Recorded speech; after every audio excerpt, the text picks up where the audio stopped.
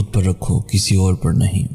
नसीब जिन लोगों का ऊंचा और खूबसूरत होता है, उन लोगों का इम्तिहान भी मुश्किल होता है।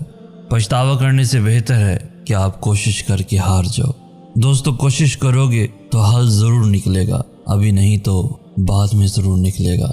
हमारा वक्त आएगा, इस ख्याल में नहीं रहना, क्योंकि हमारा वक्त आएगा नहीं, हमें लाना पड़ेगा।